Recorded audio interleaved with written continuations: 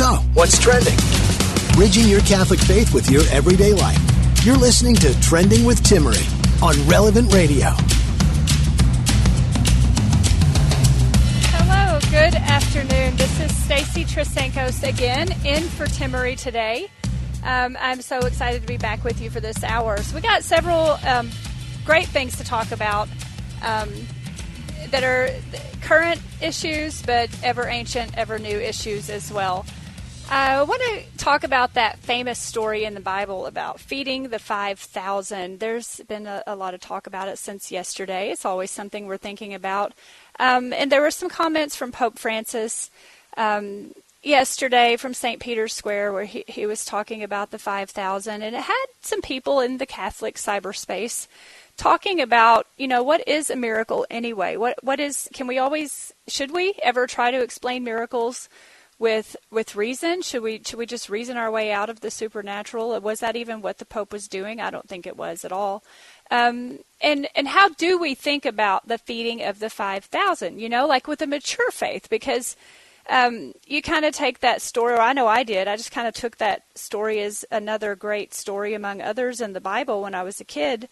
And I didn't really think about what it meant, but there's so many miracles in the Bible in the time of Jesus, and it seems like we don't have that many miracles today. So I want to talk about the feeding of the 5,000, how we can think about that, give you my thoughts on miracles. I do a lot of talking and studying and thinking about miracles, Eucharistic miracles and whatnot. As a chemist, I have a pretty easy explanation for miracles. I think the only logical explanation is that God would work miracles. Of course, right? He created everything. He can work a miracle.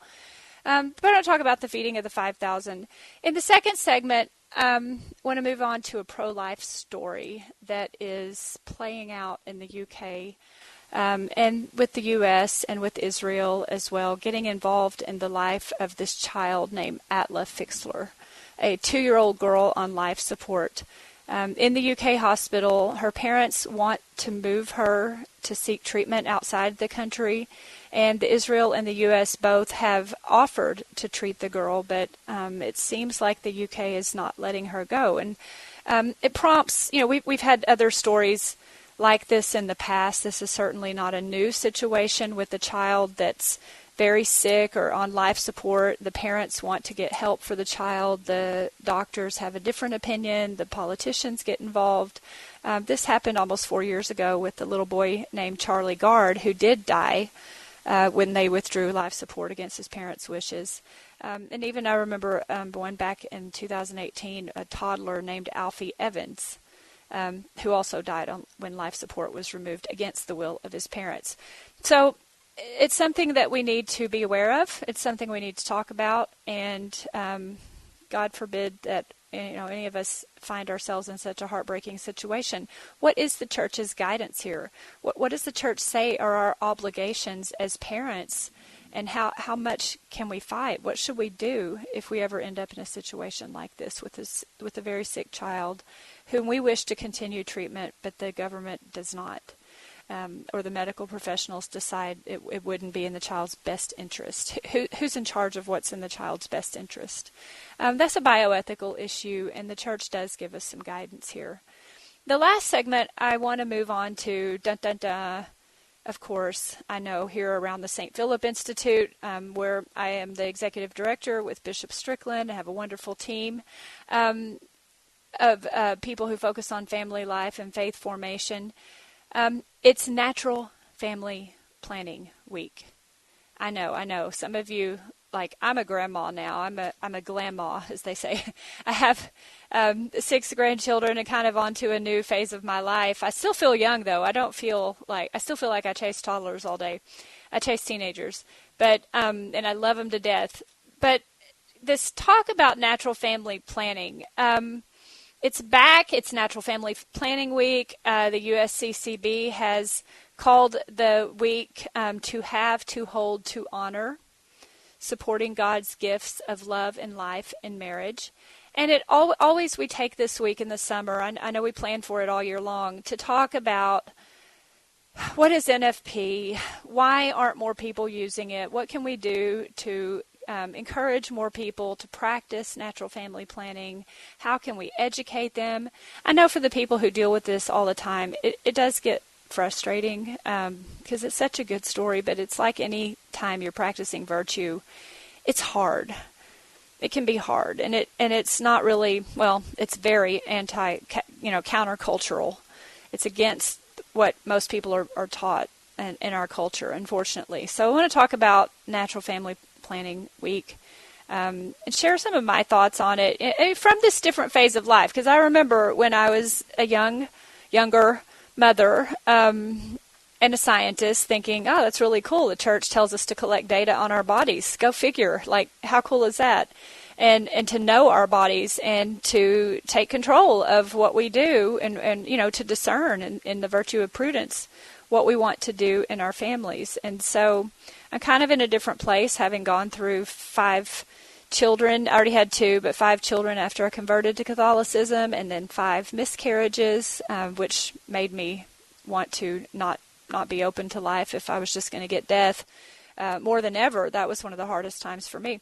But I want to talk about what we can maybe do to teach more people, encourage more people, and hear your thoughts. So we're going to be talking about miracles, bioethics, and natural family planning. And I would love to hear from you. If you would like to call in, the number is 1-888-914-9149. If you'd like to call in and share as I'm talking about these miracles, if you have, every time I give a talk on miracles, I ask the audience, how many of you have experienced a miracle in your life? How many of you know what I'm talking about? Hands go up, always, hands go up. People know what I'm talking about with miracles. And specifically, I want to talk about something C.S. Lewis said with small miracles. And questions about NFP. If you have anything to say about NFP, the bioethics of taking a child off life support, or fighting it if you don't wish to, and with miracles, I would love to hear from you. So that number again is 1-888-914-9149. Before we dive in, I do have to tell you a quick story.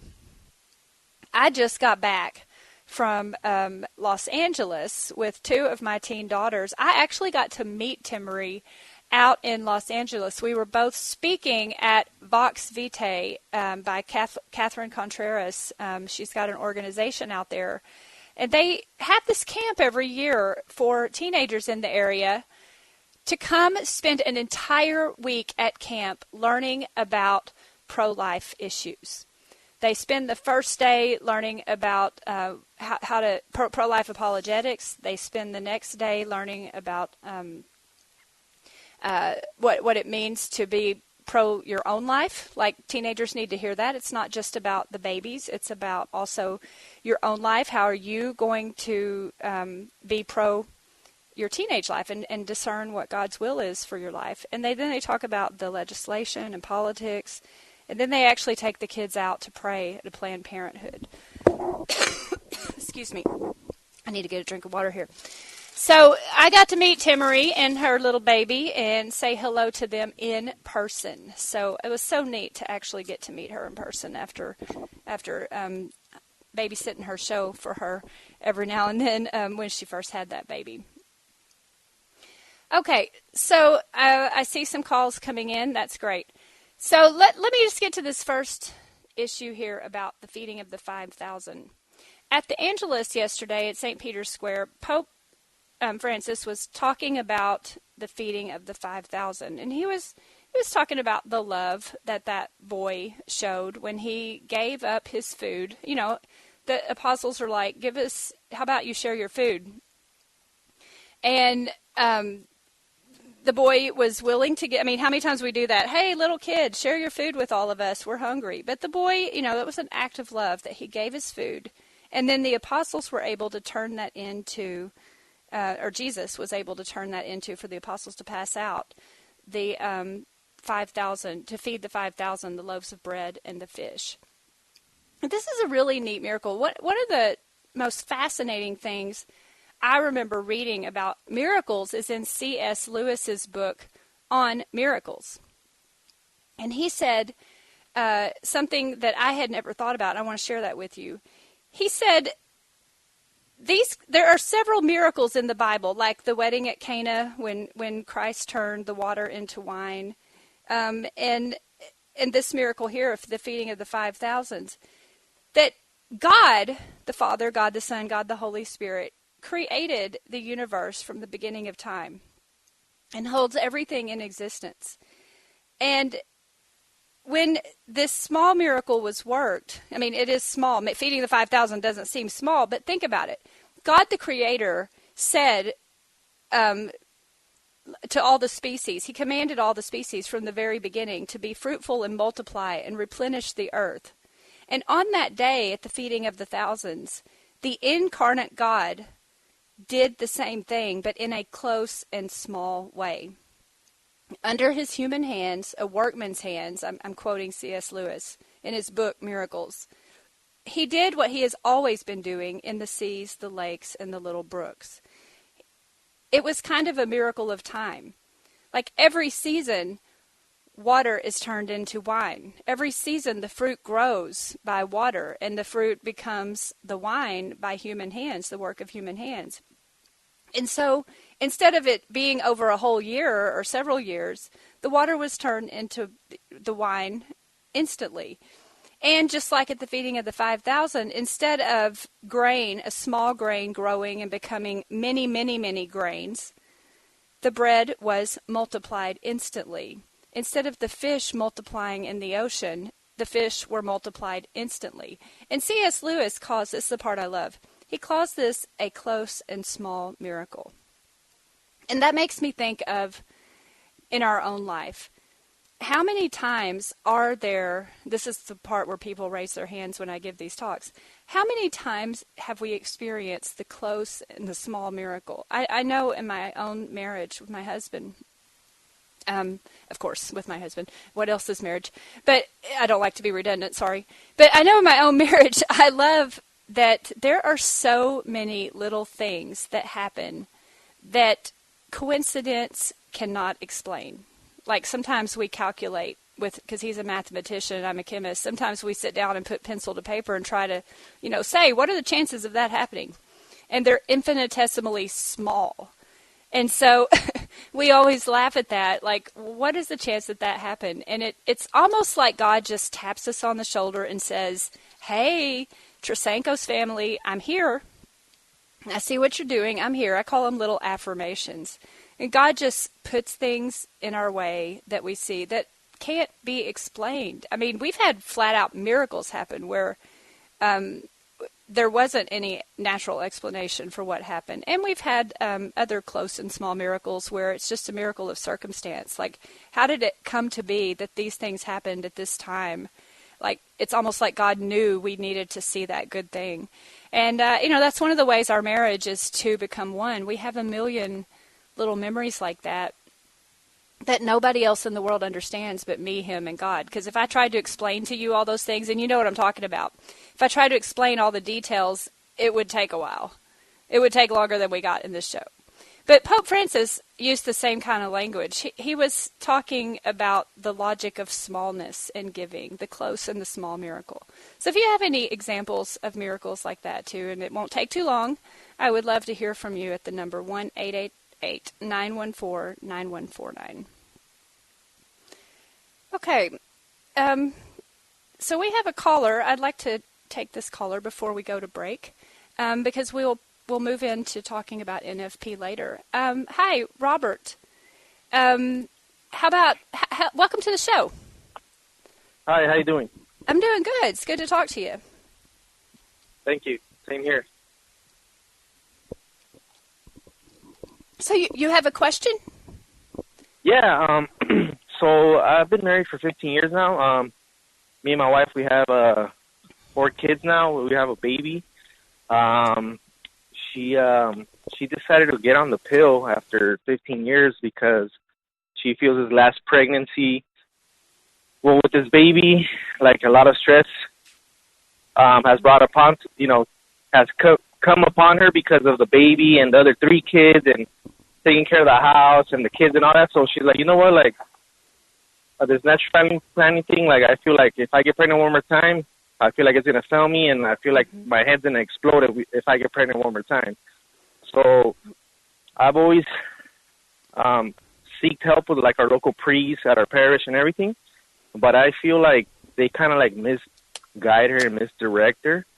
I don't know whether it's because they're men, but I would like to hear an opinion from a woman like yourself, and maybe something that maybe you could plant a seed in her head for her to understand, and why it's important to be doing natural family planning as opposed to, you know, certified,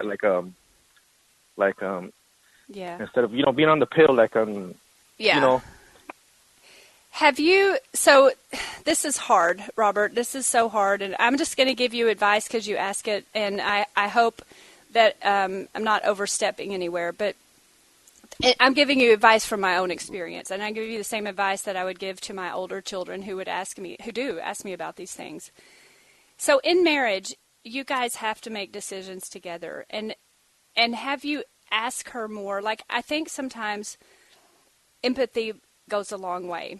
Ask her more about what is this fear, because she seems like she's afraid, and I understand it, because when I was having miscarriages, I was terrified of getting pregnant again. I told my husband, I mean, I wasn't going to get on the pill, but I basically said, no more intimacy, because I cannot go through another loss.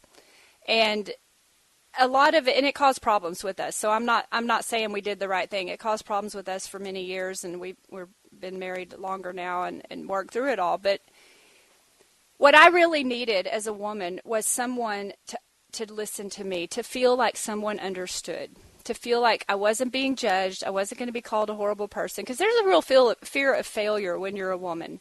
You feel like, failing as a mother is the worst thing a woman can do. Like, if you can't get motherhood right, you might as well just hang it up and stop existing, because motherhood is the most important thing you do. And that fear of failure is real, and it's huge. And I know women a lot of times with 4 babies, that's a lot.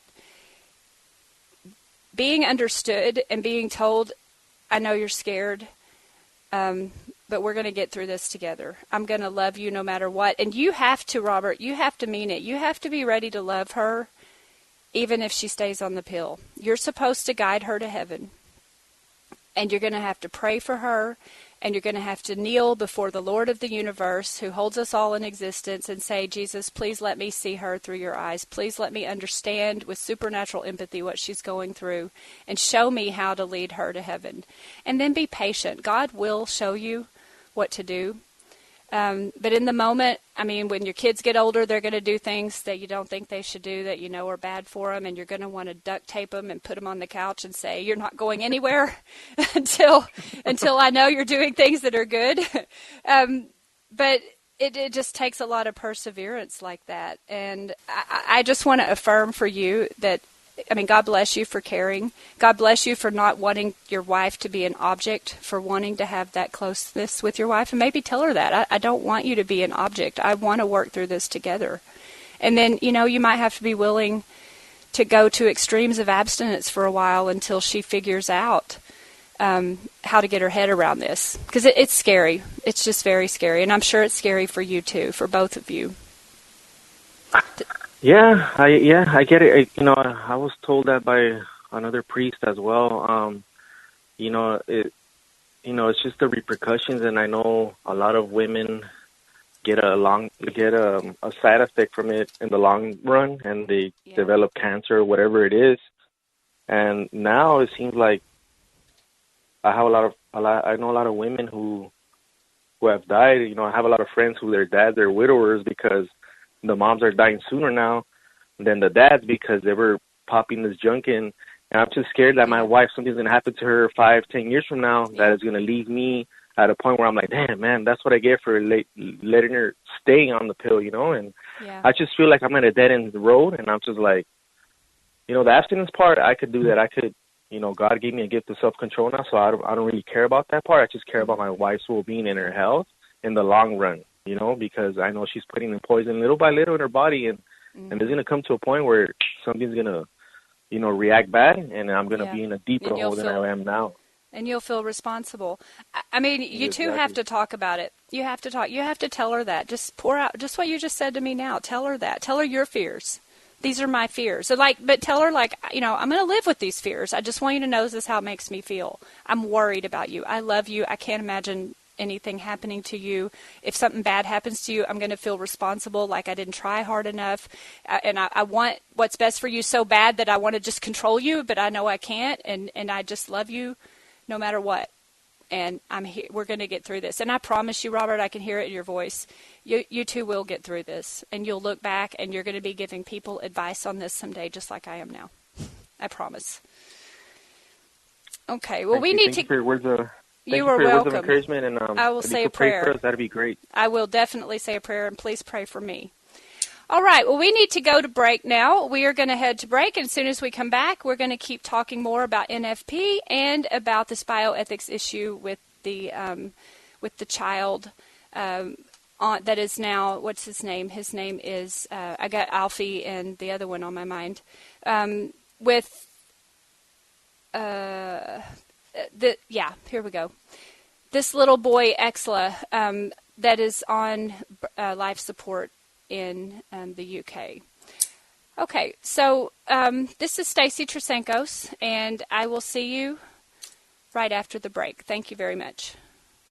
Catholic Order of Foresters is proud to sponsor the Relevant Radio Studio line. For information about employment opportunities and flexible premium life insurance plans, visit relevantradio.com/Forester. So, what's trending? Bridging your Catholic faith with your everyday life. You're listening to Trending with Timmerie on Relevant Radio and the Relevant Radio app.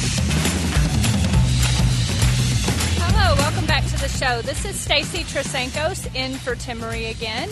And I was just explaining before the break that I met Timmerie recently. I actually got to meet her in person out in Los Angeles last week. We were both at the Vox Vitae Pro-Life Teen Conference teaching teenagers how to stand up in the defense of human life. It was so wonderful. A lot of great talks, a lot of talking about contraception, abortion, breast cancer, the link between those. There was a day on Catholicism, the first day, and I talked about Eucharistic and Marian miracles. It was really a blessing to be there, and we're trying to spread that teen conference maybe to another state even. I'll just leave you hanging there. But I got to meet Timmerie, so that was really a blessing. And the next story I want to talk about is this situation. So here's how I like to do things. I like to tell you what's going on.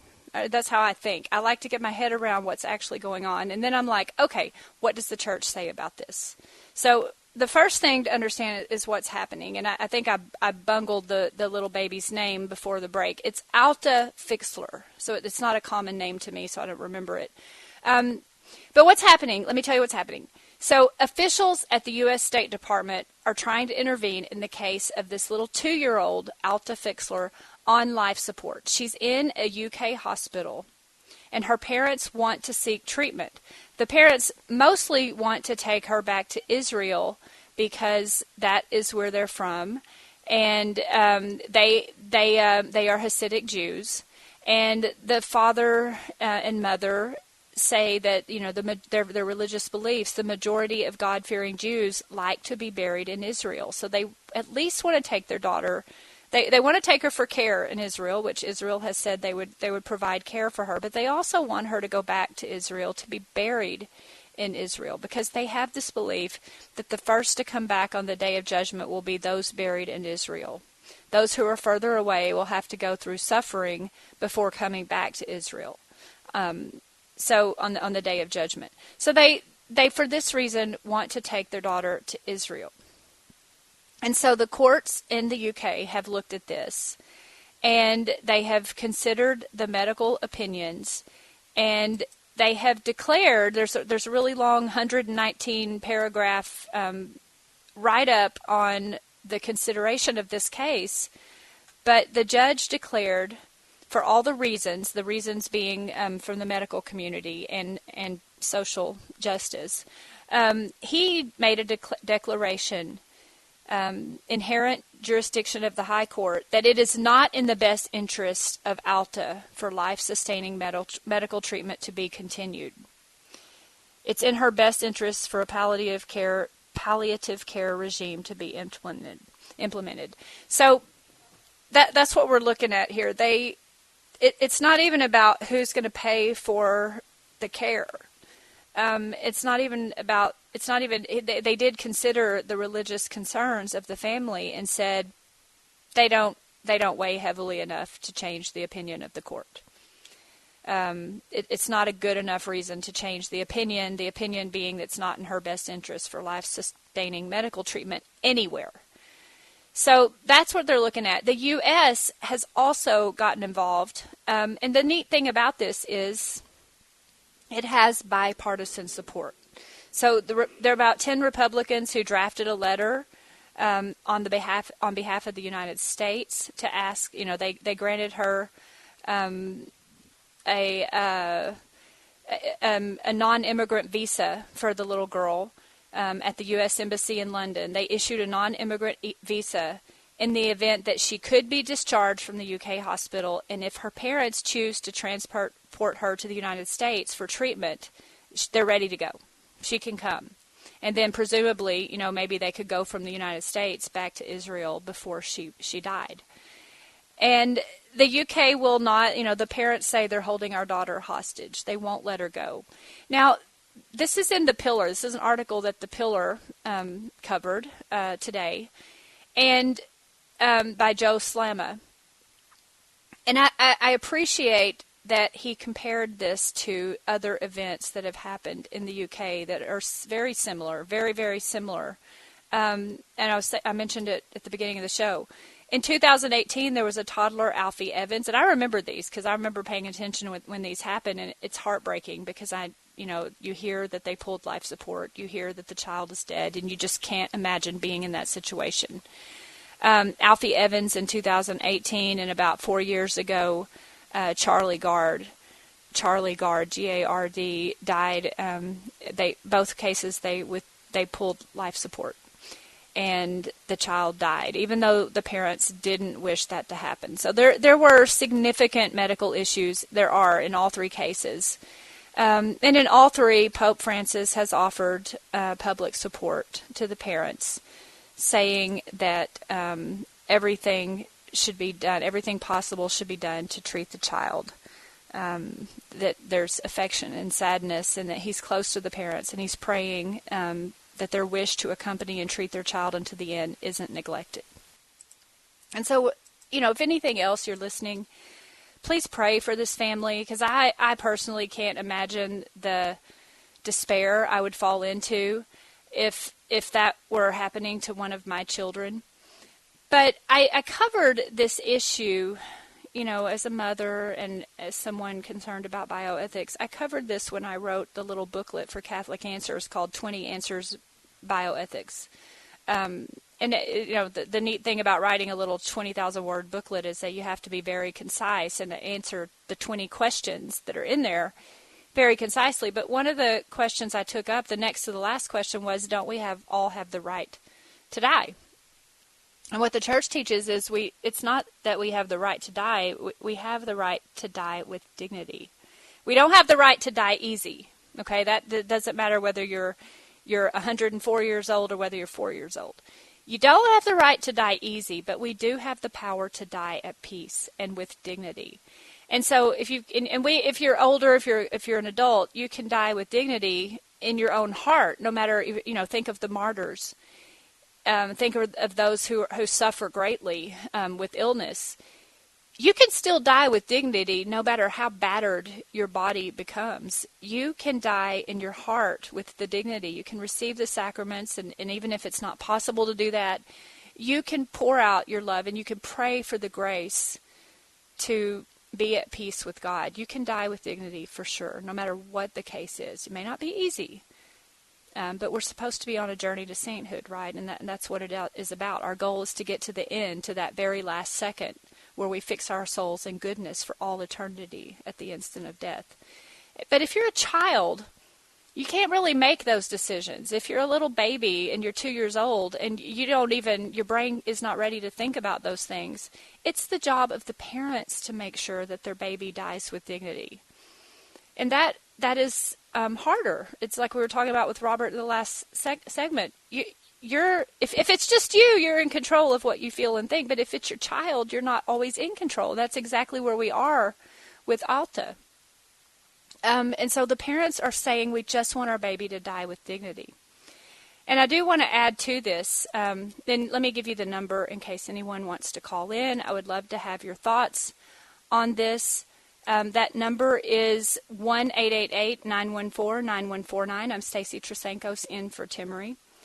I always ask myself, but what is my obligation as a parent? Now, I was saying before that I've had a lot of miscarriages. There were times when I got pregnant, I knew I was probably going to miscarry again, and I thought, what am I supposed to do? Am I supposed to throw everything at trying to save this baby, even when I had 5 little kids and teenagers running around who needed my care? Like, am I supposed to drive 5 hours away to the very best hospital and spend everything I can to try every medical possibility to save this child before I miscarry? And I actually thought about doing that, and I thought, but I can't. And I almost remember feeling panicked at one point when I made the intentional decision, I'm not going to do everything. I'm going to accept what comes. And I struggled with that. And I think that's kind of the same thing, not exactly the same thing, if your child is on life support. And I do want to make very clear here, there's a distinction between killing and dying naturally. Okay, killing is active. You do something to bring about death unnaturally. Embryo destruction, abortion, suicide, the mercy killings that are meant to take the life of someone who is innocent. That is killing. It's not the same thing as allowing someone who's very sick to die naturally. So there's nothing wrong with making the decision, if you have a loved one on life support, to let that loved one die naturally. But that decision doesn't need to be made by judges. That decision needs to be made by the family. And this is fundamentally what happens in our society when we don't understand fundamentally the dignity of human life. Okay? Let's try the two out together. And I can speak to this because I used to be materialist. I used to be chemist. Everything's atoms and molecules, and people are just complex collections of atoms and molecules. What difference does it make? If the child is going to die, then under that mindset, you can say, I'm a judge, and I've declared that it's in the best interest of this child, this collection of atoms and molecules, to go ahead and cease operating as an integrated whole, to die. You can say that. But if you understand that the family, okay, so that was the atheistic view. Now let's look at it under the fuller view of truth, the Catholic teaching. If a family is an image of the triune God, if God the Father, God the Son, God the Holy Spirit, in this infinite circumincession of life and love, so it's all swirling around life and love. The Holy Trinity is 3 as 1, 3 persons, 1 God. It's like that intimacy that we never quite achieve in marriage, but we want to so badly. We want to achieve that so badly. And that is the dignity of the family. And when you understand that, and when you understand that the human person is made in the image and likeness of God, body and rational soul, inherent dignity, then you understand why a judge should never be making this decision. But it gets all wrong from the very beginning. It's kind of like if you're going to go to the store and buy milk, but you take the first step in the wrong direction. You can walk all day. You're never going to get the milk because you started your journey in the wrong way. You started with the first principles wrong. And that happens across the board in our society, all over the globe. They don't understand the inherent dignity of the person. So, it's not, I just want to stress that it's not wrong to allow a loved one to die naturally. The church does not ask you to go to extraordinary means of resuscitation. A family member is not under an obligation to secure the burdensome prolongation of life. The church doesn't insist that death be avoided at all costs. Why would it? But the church does insist that human beings die with dignity and that our loved ones are dignified. And so that's, how do you wrap all that up when you're standing before the judge in the UK? I don't know, but this is kind of my answer to everything on these bioethical issues. Just don't shut up. You know what I'm saying? Like, don't ever stop talking about it. Just talk. Tell people. Practice the arguments. Know what the church teaches. Be ready to compare them like I did. This is one view of the world. This is the other view of the world. Which worldview do you think we need to have? Which way do you want to be viewed when it's your time to die? Do you just want to be considered this collection of atoms and molecules, or do you want there to be dignity? And that gives me a lot of comfort as a mother. Dignity with my miscarried children. The dignity there was, this is kind of neat, the dignity there was that because of the Catholic Church's teaching on natural family planning, I knew the minute it was possible, humanly possible, to know that I was pregnant, I knew. Because of what the church taught me about my own body, I knew. And I was able to call my husband and say, honey, there's a new little Trasancos in the world. And I'm going to cry. And from the very first minute it was even possible, we got to celebrate that life. Even knowing we probably weren't going to get to hold that baby and raise that baby and love that baby physically in this life. Wipe the Cheerios off the face and change the diapers and teach them how to ride a bike and watch them go off to college. We weren't going to be able to do all of that. But we still pray for those babies. We still pray for them every day, just like I pray for all the others. So they're part of our family, and we pray for them. And, this life is very short compared to eternity. So we will be together. And that is such a much better message of hope and love and definitely dignity. If you have anything to add to this conversation, I would love to hear from you. I'm Stacy Trasancos in for Timmerie. The number here is 1-888-1888. Do we need the 1? I don't ever put the 1 in my cell phone. But 888-914-9149. We're going to head to break. I'll see you after the break, and then we'll talk about, nice segue here, natural family planning and Natural Family Planning Week.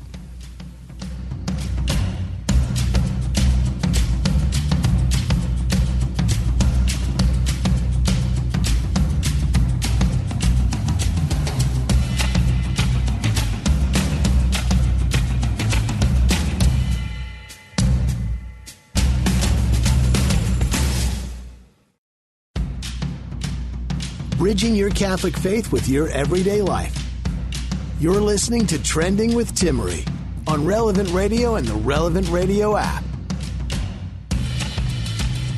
Hello, welcome back. This is Stacy Trasancos in for Timmerie today, and we're going to talk about NFP in this last short segment of the hour.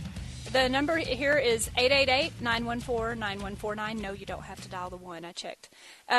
You can, if you have something to add, to call in. But if you're going to do that, you got to hurry because we are running out of time. This week of July 25th to 31st, is Natural Family Planning Awareness Week. The USCCB has called it To Have, To Hold, To Honor, supporting God's gifts of love and life in marriage. Remember I was talking about circumcision, the Holy Trinity of life and love? Well, and the marriage family being an echo of that. That's the language they're using. The educational campaign is celebrated if you've got the hashtag NFP Week and social media presence.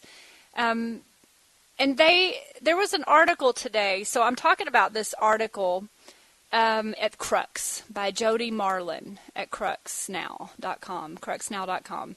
Week raises awareness of NFP and how it enriches sacrament of marriage. And they interviewed several people, and one of the people they interviewed is our director of family life here at the St. Philip Institute for the Diocese of Tyler, Deanna Johnston. So I'm so proud of that because she is quickly becoming one of the authorities in the nation on family life and NFP, and she always has good things to say. Check out our webpage, our website, stphilipinstitute.org, if you want to see some of the work that we're doing. And Deanna's doing. We got a lot of videos up talking about natural family planning.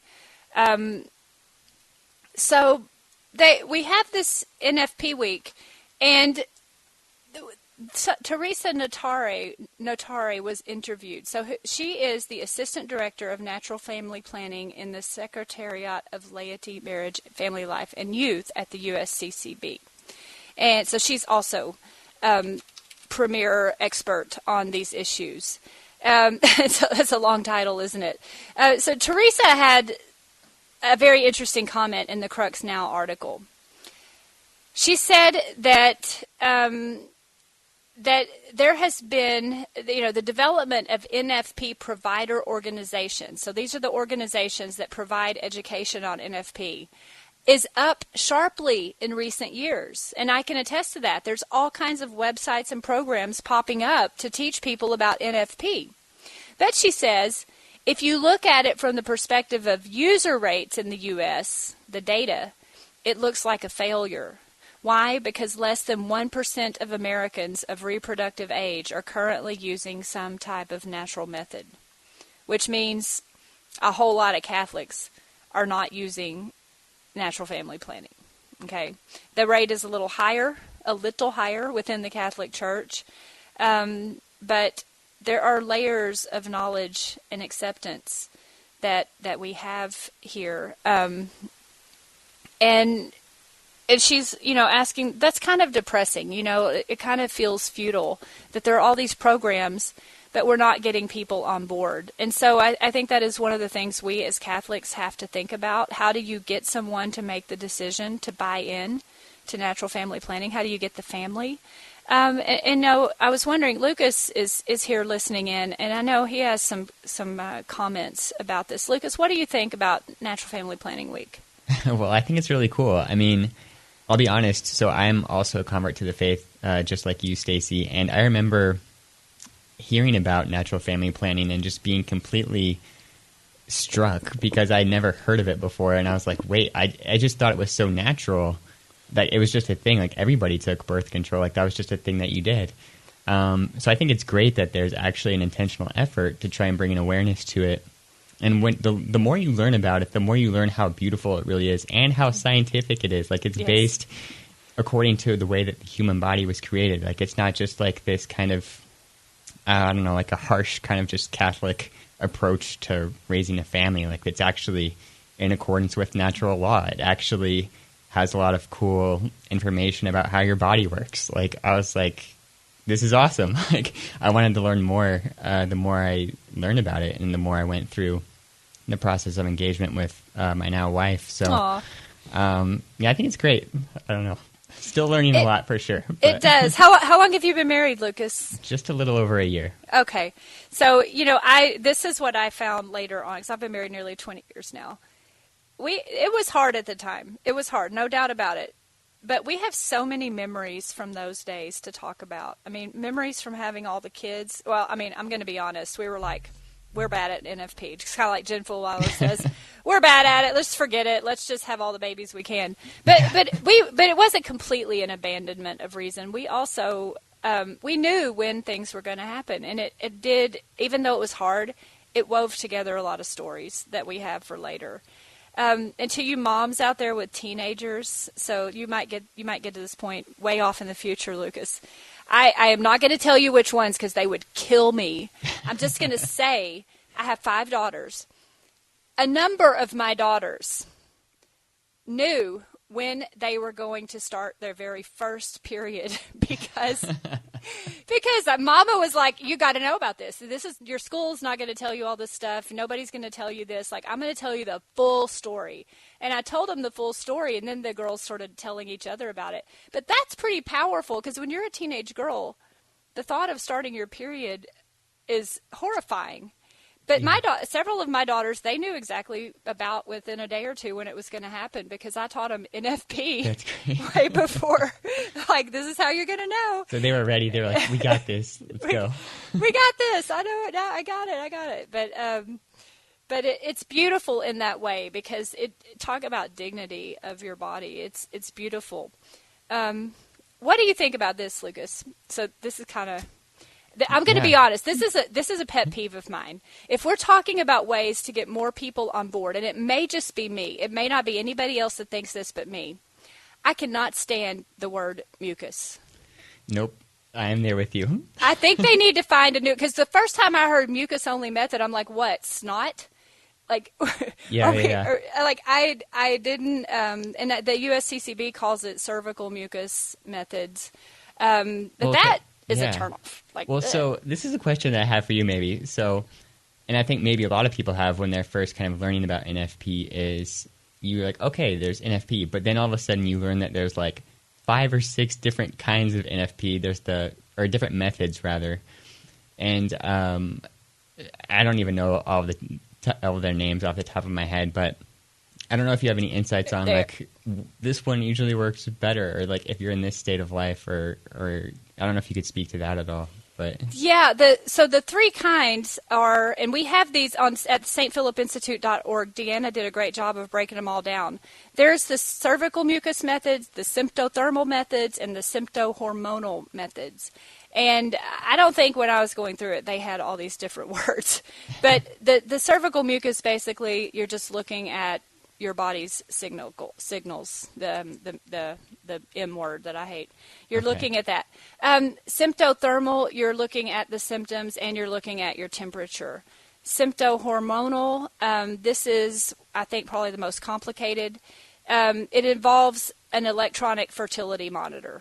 So you use this fertility monitor in conjunction with observations of cervical mucus and basal body temperature. Which one's easiest? I liked the first one the best because I did not want to. The thermometer made me crazy. The device that measured fertility made me crazy. I just wanted to see the data for myself. Right. And I wanted to get to know it that way. But, a woman's body is very, it's sort of routine, but it can also be pretty unroutine at times. So it's hard to follow for that reason. Okay, that's interesting. But that's really helpful perspective, because I just remember being kind of confused by that when I was first learning about it. So, but going back to that point you were making before about how this can actually increase intimacy in a way with your spouse, I can testify to that too. Like, my wife and I have been practicing NFP for just a little bit, and you wouldn't think that it would increase your intimacy just by the sound of it.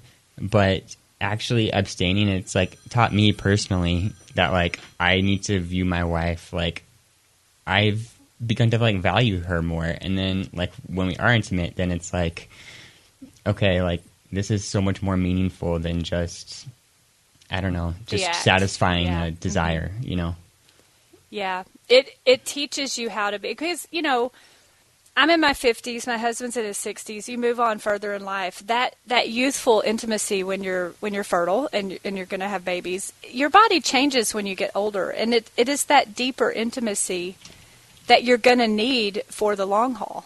And you're laying that foundation now, because you're learning to learn more about each other than just what society says. Like, this is what's heartbreaking to me with contraception. Thank you for those questions, Lucas. And it's so great to talk to someone in their first year of marriage who's willing to go all in. I think it's beautiful. You get to a point where you learn to depend on each other, and you get past you get past that part of. So maybe back up. If you're in the contraceptive mentality and the culture, it says the wife needs to take birth control so we can have kids when we want to. But it's like I said about that first step to the grocery store to get milk, the first principles.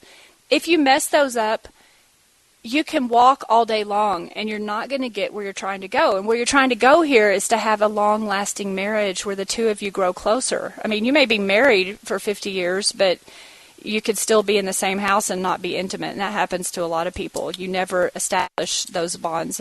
Two never become one. You just become two unhappy people in a house. You don't want to become that.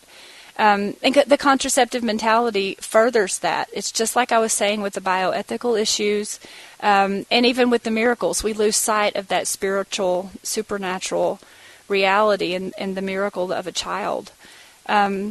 Instead of the contraceptive mentality where the husband can view the wife as an object, and the wife has this security where she's not going to have that baby unless she wants to. And she will decide when she goes off the pill, and she will decide when she stays on the pill. And she can be protected basically from her husband, from her natural body. That's not what you want to be protected from. You want to be all in your marriage, and you want to give it all in. And honestly, I mean, this is the scary thing too with NFP. You do have to be ready to accept the gift of a child. It is riskier at times. It is riskier. We had 4 babies in 5 years, and it was some of the hardest years of my life. Extreme anxiety sometimes because I didn't even leave the house because I didn't think I could keep them all alive. There's too many babies to keep up with. And so I had a very lonely life for about 6 or 7 years while my husband was working. But we got through it. That's the thing. We learned. It forced us to open up to each other. It forced us to have conversations. It forced us not to ignore our problems. Because all families have problems. All marriages have problems. All relationships have problems. Don't pretend like they don't. They do. And being open with natural family planning forced us to have deeper conversations about what we wanted out of life, what our goals are as a couple, what we're trying to build. And it's been beautiful now. I'm a little past that, and I can look back and say, thank the Lord, the Catholic Church taught us these things, even if it was countercultural. I have a marriage that I can be proud of. Thank you for listening in today. Again, I'm Stacy Trasancos in for Timmerie, and she'll be back with you tomorrow. And thank you, Lucas Holt, for producing the show and joining us in the conversation. Best of blessings for your marriage.